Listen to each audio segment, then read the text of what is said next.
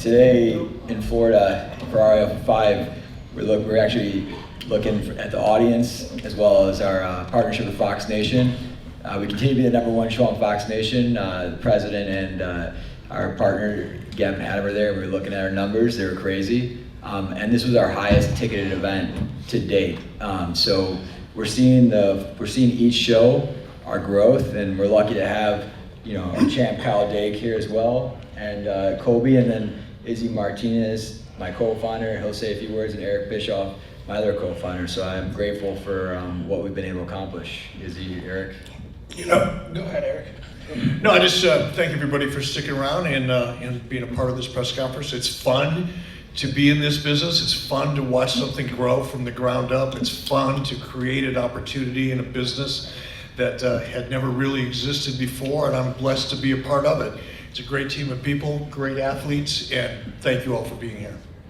We always say wrestling is life, and I think that wrestling was life in that building. You saw all those young kids, and you saw, parents and grandparents. You saw moms, dads. You saw everybody, screaming and rooting for the wrestlers. And we got to showcase the best wrestlers in the world, and not only the best wrestlers in the world, but great wrestlers, great humans, great mentors for kids, and they put on a show for the young generation, and they inspired a lot of boys out there, a lot of girls out there. And when me and Eric and Chad and Hulk were talking about this and building this, we talked about inspiring the youth and really help change the sport. And I think today you guys all saw that today. I think you guys all saw the inspiration through the kids, through the parents, and you saw the future of the sport, Real American Freestyle.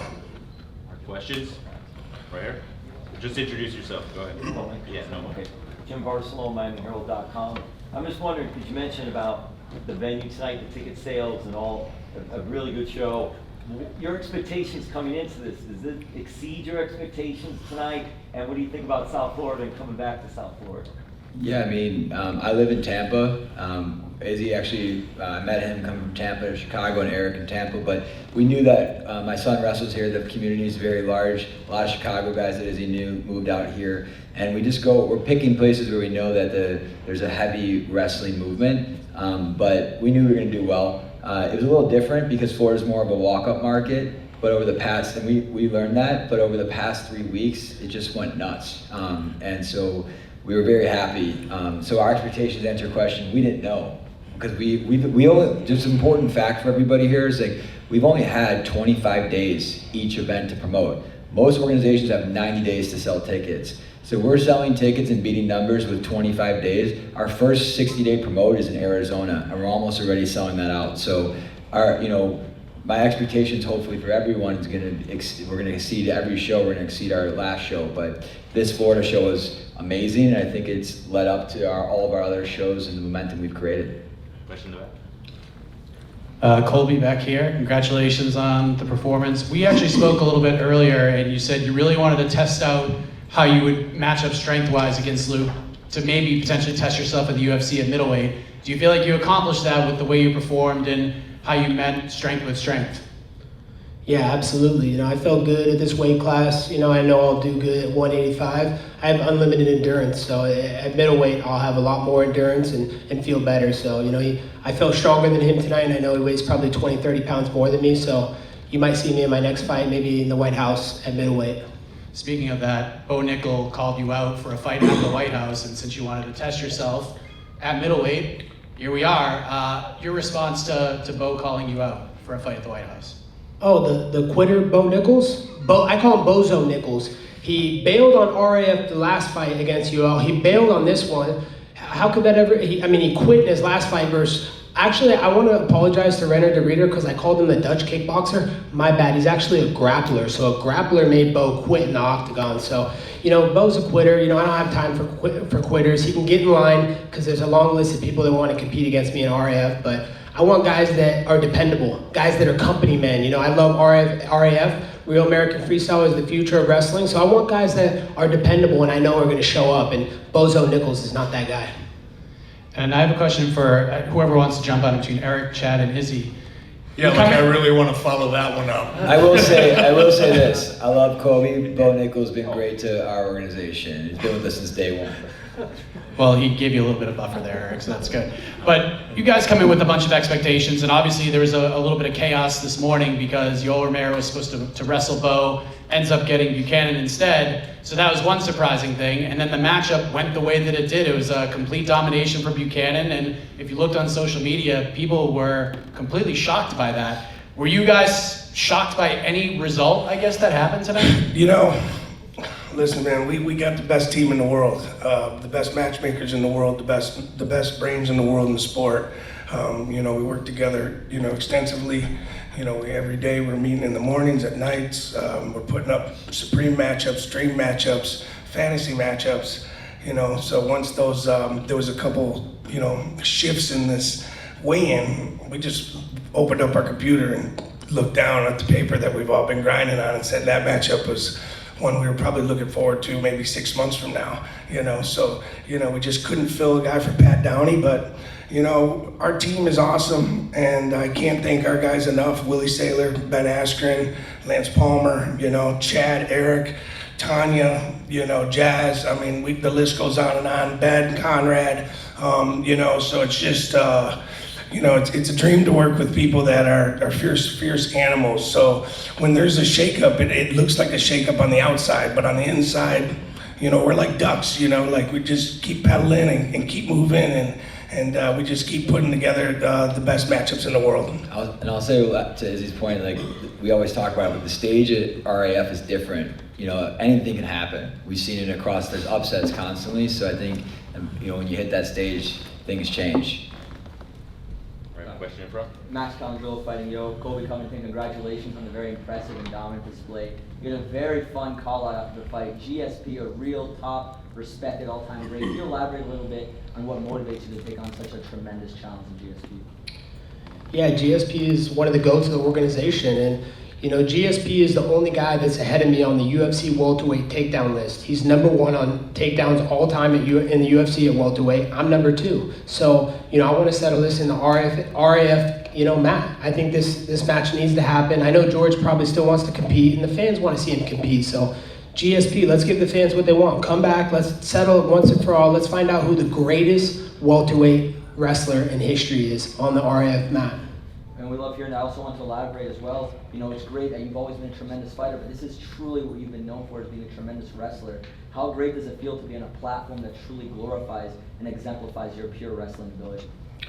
It's incredible, man. The RAF stage is honestly one of the craziest stages I've ever competed on. When we were doing the walkthroughs today, you know, and Eric Bishop leading the guys, and, you know, Izzy Martinez and Chad Bronstein, and just the whole RAF team, Hulk Hogan, you know, the late great, the legend. You know, it's just what they're doing for the sport of wrestling. They're transcending it, you know. They're saving wrestling. Wrestling went from a sport where it was kind of a niche sport. Now it's a sport that's making mainstream headlines. You know, we got this big media room in here. Everybody wants to see everybody wrestle in RAF, and I think the future's bright. I think that RAF can compete with all the mainstream sports. So I'm excited to be a part of it. I want to be the face of this organization, and I want to win the title here and just keep doing the biggest and best business we can do for RAF. Absolutely love hearing that. Final question for Chad. Just wanted to mention, elaborate on what I asked. How does it feel to really be bringing the glory back to wrestling and really making it mainstream like you guys have? Yeah, you know, this idea came in the room, you know, talking to the guy, meeting Izzy, and being inspired by coaches and other people. And I love wrestling. I love what it does for all the kids and how it evolves and changes people's lives, and people like Izzy sacrificing their lives, you know, for kids and doing what they do. And I think it's incredible. And like guys like Kyle Dake, you know, coming on with us. You know, our goal was to bring on the best athletes in the world like him and give a stage where he can continue to dominate, which we saw tonight. And it's we're blessed that we've been able. It's not just me and Izzy and Eric. It's all the people that took shots with us in the wrestling world that came with us in the beginning to help build this. So I feel that I'm very grateful for my partners, the wrestlers, our team, and it's incredible. Question in the back. Kyle, what was it like to win tonight, and what would you like next for opponent, or what do you want? Yeah, just thanks for everybody for being here. Thank you guys for putting on such an awesome event. Tonight was awesome. You know, it was such a fun event. I know there was a little bit of chaos, but wrestlers, we do really well in chaos. So we were able to be adaptable, and as an organization, they did a great job pulling it together. As for the match, you know, Cotty's a great wrestler. You know, he has an interesting style. Him and I have a similar style in a lot of different ways, but you know, to be able to go out and get the match is something I've been looking at for about 5 years now. So really excited to make that happen. And yeah, as far as next opponent, you know, we have a lot of great athletes in RAF, and whoever wants to step up, you know, this belt's here, but it's not going home with you. My question's for Colby. Obviously, the Bo Nickal Yoel fight or wrestling match was supposed to happen, but didn't because Yoel weighs 7 pounds over. Do you think Bo should have still wrestled him, or what did you think about that? Absolutely. You know, you got to put RF on your back. You want to be the face of the organization. You got to be a company man. So he missed his weight by a couple pounds, big deal. Luke was, you know, 20, 30 pounds bigger than me tonight. I didn't complain, you know. I went up a weight class, you know, like I weighed 197 with ankle weights on my feet and eating the night before at Mar-a-Lago with Donald Trump.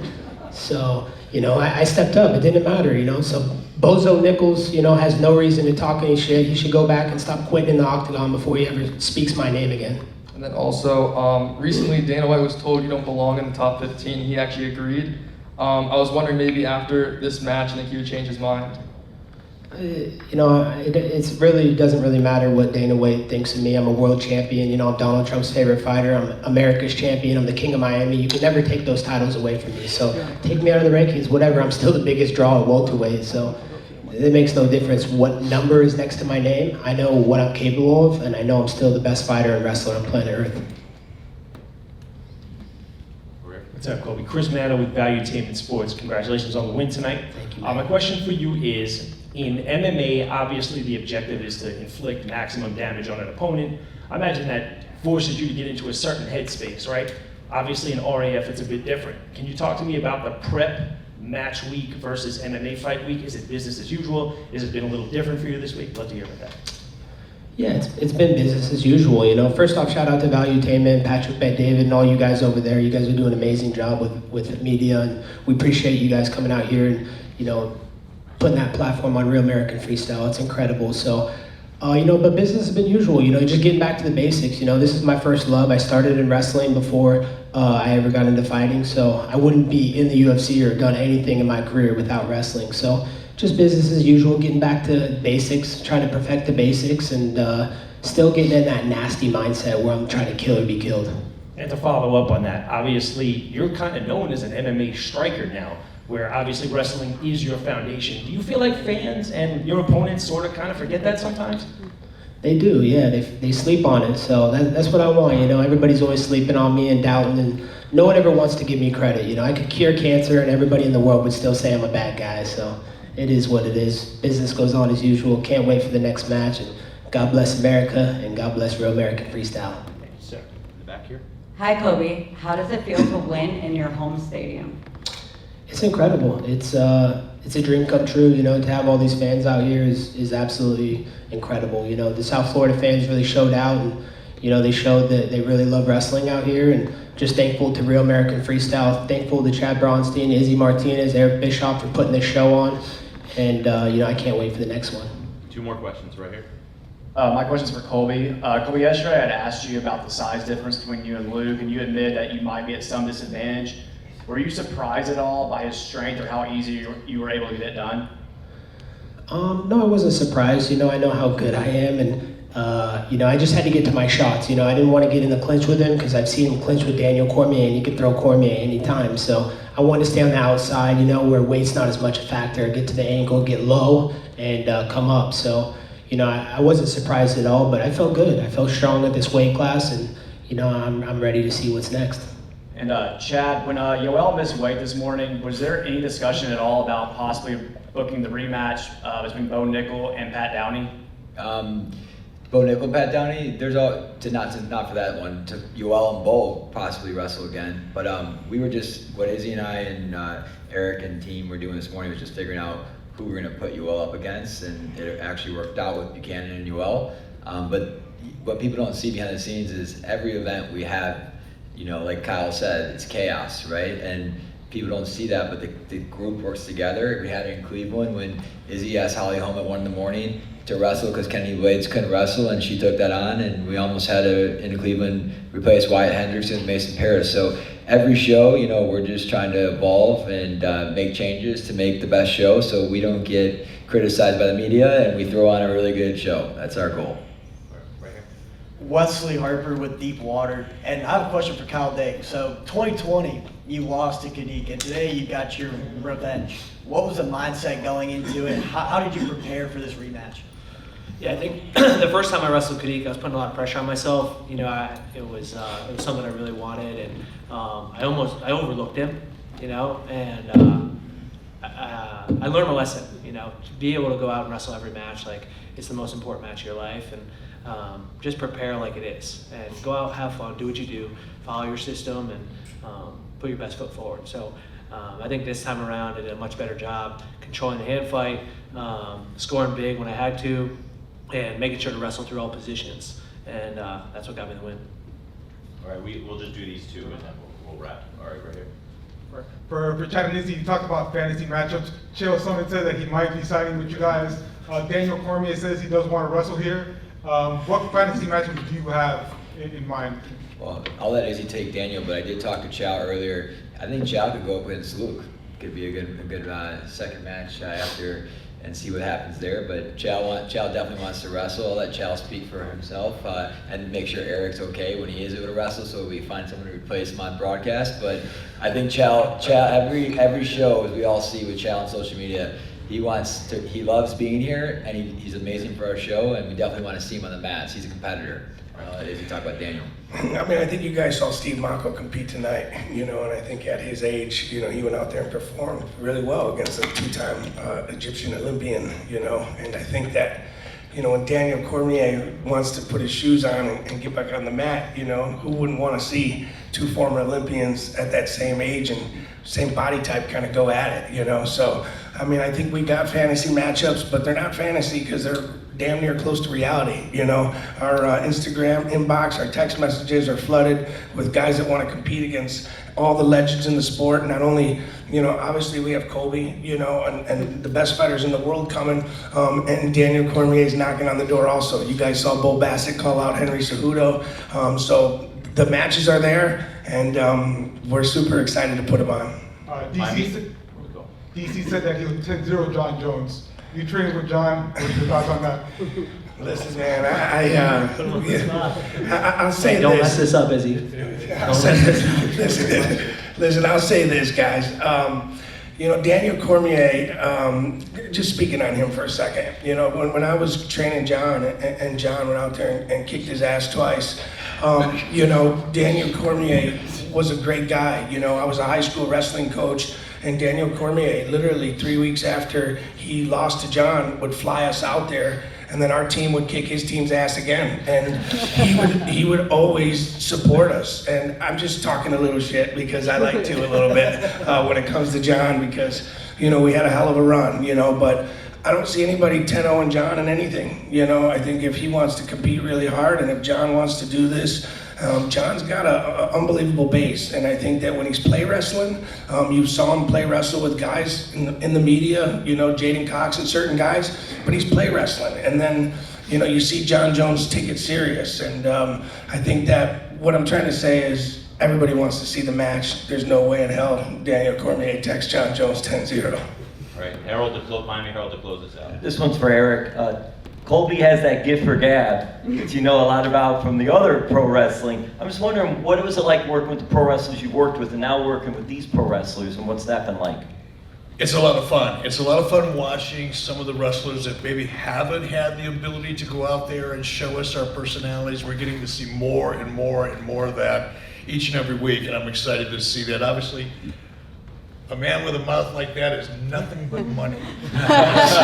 So as long as he keeps running it, we'll keep putting it on television. How's that? Thanks, guys. Appreciate you coming Thank out. you, guys. Hey, we'll see everybody in Arizona. And then back here someday. Yeah, we'll be back. Yes, girls.